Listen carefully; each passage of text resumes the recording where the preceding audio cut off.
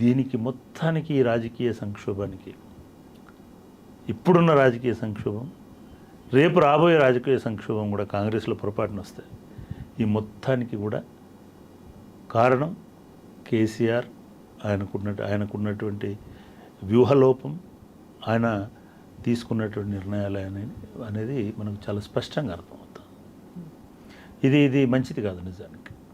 ఇది ఒక కేసీఆర్కు టీఆర్ఎస్ వదిలేయండి, తెలంగాణ కూడా ఒక అస్తిత్వ వేదిక లేకుండా తెలంగాణ తయారు కాబోతుంది ఇంకా నాయకత్వంలో ఇటువంటి వైఖరి కనుకుంటే అనేది చాలా స్పష్టంగా అర్థమవుతుంది. సో అన్ని రాజకీయ పార్టీల్లో కూడా ఇదే పరిస్థితి ఉంది. అదే నేతలు, అదే పార్టీలు మారడానికి మీరు చేయండి. కాంగ్రెస్ మైనస్ బీఆర్ఎస్ తీసి ఎంతమంది ఉన్నారు చెప్పండి? కాంగ్రెస్ వాళ్ళు ఒక్కరు కూడా లేరు, గుర్తుపెట్టుకోండి. ఒరిజినల్ కాంగ్రెస్ నాయకులు అసలు కొన్ని చోట్ల వాళ్ళకు నాయకులు లేరు. మీరు ఒక జీవన్ రెడ్డిని అక్కడ ఇచ్చారు, నిజామాబాద్ నుంచి ఇచ్చారు. ఆదిలాబాద్ నుంచి కొత్తగా ఆమెకు రాజకీయాలు కూడా తెలియదు. మీ క్యాండిడేట్ పోతే ఇంకో కొత్త క్యాండిడేట్ని తీసుకొచ్చుకున్నారు అక్కడ. ఈవెన్ కాంగ్రెస్ పార్టీ కూడా అక్కడ నాయకత్వం లేదు. నిజామాబాద్ టౌన్లో ఇప్పుడు నిజామాబాద్ కాన్స్టిట్యున్సీలో జీవన్ రెడ్డిని తీసుకుపోయారు అక్కడికి. జీవన్ రెడ్డి కరీంనగర్, 2 కాన్స్టిట్యున్సీలు కరీంనగర్ జిల్లాలో, అక్కడ 4 కాన్స్టిట్యున్సీలు. నేను నిజామాబాద్ రాజకీయాల్లో, నిజామాబాద్ జిల్లా కాంగ్రెస్ కమిటీలో పనిచేసిన వాళ్ళు ఏం కాదు వీళ్ళు. అట్లే విధంగా మీరు ఎక్కడికైనా పడి, మీరు ఏ నియోజకవర్గానికైనా పడి, ఎక్కడి నుంచి వచ్చినారు ఈ క్యాండిడేట్ అనేది మీరు చూడండి. అది మల్కాజ్గిరి కావచ్చు, అది ఈ 3 ఎక్కువ చెప్తుంటారు కదా, సికింద్రాబాద్, అసలు సికింద్రాబాద్లో ఎవరు పోటీ చేస్తారో చెప్పండి ఒకసారి. ఈరోజు ఎవరు సికింద్రాబాద్ క్యాండిడేట్? అసలు చెల్లుతుందా దానం నాగేందర్ పోటీ చేస్తే? దానం నాగేందర్ చరిత్ర సికింద్రాబాద్లో తెలియదు. సికింద్రాబాద్లో కొంచెం తెలివి ఉన్న వాళ్ళు ఉన్నారు, అది గుర్తుపెట్టుకోండి. మాసే లేరు. ఎవరు మరి అక్కడ క్యాండిడేట్? ఇప్పుడు అక్కడ మేడ్చల్లో, మల్కాజ్గిరిలో ఎవరు? లేదా ఇటుపోతే మెదక్లో ఎవరు? లేకపోతే ఇక్కడ నల్గొండలో ఎవరు? సరే, నల్గొండలో అంటే జానారెడ్డి ఇదొక రెండవది ఎన్ని కుటుంబాలు ఉన్నాయి చూడండి. కుటుంబ పాలన అని కదా మనం ఇంతకాలం మాట్లాడాం. మీరు జస్ట్ ఎన్నికలు చూడండి, ఎన్ని కుటుంబాలు. అంటే గుత్తకు కాంట్రాక్ట్కి ఇచ్చేసినారు. ఖమ్మం ఒక ఫ్యామిలీ, నల్గొండ 2 ఫ్యామిలీలు, జిల్లా మొత్తము 3 కూడా ఉన్నాయి కదా. అయిపోయింది అది. ఇప్పుడు ఎలక్షన్లలో ఒకటేమో జానారెడ్డి, ఉత్తమ్ కుమార్ రెడ్డి కలిసి తీసుకున్న సీటు, ఇంకో సీటు కోమటిరెడ్డి బ్రదర్స్ది. కానీ అక్కడ ఏదో మెలకబెట్టినారు, అది వేరే సంగతి. అంటే ఈ ఫ్యామిలీస్ కనుక తీసుకున్నట్టయితే, పట్నం Mahender Reddy and family, Vivek and family, గడ్డం వివేక్ అండ్ ఫ్యామిలీ, ఎంతమంది? ఇది ఎక్కడిదండి? ఇది కాంగ్రెస్ పార్టీలో డెమోక్రసీ అంటారు, కాంగ్రెస్ పార్టీ చాలా విశాలం అంటారు. మీరు కాంగ్రెస్కి మనుషులు దొరకట్లేదా? మీరు ఎందుకో భువనగిరి బాలలక్ష్మికి ఇవ్వలేదు? బాలలక్ష్మి తెలంగాణ ఉద్యమంలో వచ్చింది, కేసీఆర్ తోటి కొట్లాడింది, మొదటి నుంచి కాంగ్రెస్ పార్టీలో ఉంది. ఎందుకో అన్ని సీట్లు గెలిచిన తర్వాత కూడా ఎందుకో అద్దంకి దయాకర్కి ఇవ్వలేదు నల్గొండ? ఒక్కటి గుర్తుపెట్టుకోండి, ఎవరైనా సరే, రిజర్వేషన్ అంటే రిజర్వ్డ్ స్థానాలలో ఓన్లీ ఆ కులం వాళ్ళే పోటీ చేయాలి. కానీ అన్రిజర్వ్డ్ స్థానం అంటే రెడ్లది కాదండి. అన్రిజర్వ్డ్ స్థానం అంటే అక్కడ కూడా పోటీ చేయాలి ఎస్సీలు, అక్కడ కూడా ఎస్టీలకు ఇవ్వాలి.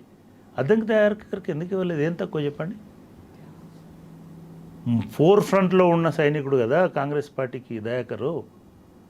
అంటే అంతర్లీనంగా, అంటే నిజంగా కడియం కావ్య కంటే అధ్వానమా? పోనీ అనుకుందాం మనం, పోటీ కంపేర్ చేసేటప్పుడు. ఎందుకు సికింద్రాబాద్ ఇవ్వండి? వాడో వీడో ఎందుకండి మీకు? అంటే మీకు బలం లేదా కాంగ్రెస్ పార్టీకి? ఇది కాంగ్రెస్ పార్టీలో ఉన్నటువంటి పరిస్థితి. ఇక దేశం, ధర్మం ఇట్లా మాట్లాడేటువంటి వాళ్ళు టచ్ చేయని స్టోన్ లేదు. దేవుళ్ళందరూ వాళ్ళ దగ్గరనే ఉంటారు, కానీ వాళ్ళు ప్రతి రాయిని దేవుడు అనుకునే తీసుకుపోయి గూట్లో పెడుతున్నారు. అసలు వరంగల్లో జరిగినటువంటి ప్రయోగం చూసినప్పుడు, ఈవెన్ ఈటెల రాజేందర్ లాంటి ప్రయోగం చూసినప్పుడు, లేదా ఒక్కటి వాళ్ళని మెచ్చుకోవాల్సింది ఏంటంటే, మీరు ఎవరైనా సరే మా గూటికి వచ్చిన తర్వాత మేము ఇట్లాంటి అనైతికమైనటువంటి పనులు వాళ్ళు ఏం చేయట్లేదు. మ్మ్. వాళ్ళల్లో ఎన్ని వైరుధ్యాలు ఉన్నప్పటికీ, ఎన్ని రాజకీయాలు ఉన్నప్పటికీ, ఒక సామాన్యులను కూడా పోటీలో పెట్టి మీరు ఉండండి మేము వెనక నడిపిస్తామనేటువంటి స్థాయిలో ఎవరికి తెలియదు. ఖమ్మంలో ఉన్నటువంటి మొన్న అనౌన్స్ చేసినటువంటి నాయకుడు మనకైతే తెలియదు. అంటే భక్తు రాజకీయాలు చూస్తున్నటువంటి వాళ్ళకి ఎవరికి తెలియదు ఆయన ఎవరో. నమ్మి బీఆర్ఎస్ వదిలేసి బీజేపీలోకి పోయినటువంటి నర్సయ్య గౌడ్ని వాళ్ళు గౌరవించినారు, ఆయనకు మళ్ళీ టికెట్ ఇచ్చినారు ఇప్పుడు. మ్మ్. అంటే వాళ్ళకు కొన్ని విలువలు, ఒక పద్ధతి, ఆ పద్ధతిలో వాళ్ళు పోతున్నారు. దాన్ని మనం తప్పుపట్టాల్సినటువంటి అవసరం లేదు. అట్లా పెద్దపిల్ల గోమాస శ్రీనివాస్ అని మామూలు కార్యకర్త వస్తే కూడా తీసుకొని ఆయనకి అన్ని రకాల మేము సహకరిస్తామని చెప్పి అక్కడ పోటీలు పెట్టినారు. సీతారాం నాయక్ ఇంటికి పోయి ఉద్యమకారుడి, నువ్వు ప్రొఫెసర్వి, విద్యావేత్తవి, ఆయనకేం రాజకీయాలు లేవు, ఆయన బీజేపీని వ్యతిరేకించినవాడు, మ్మ్.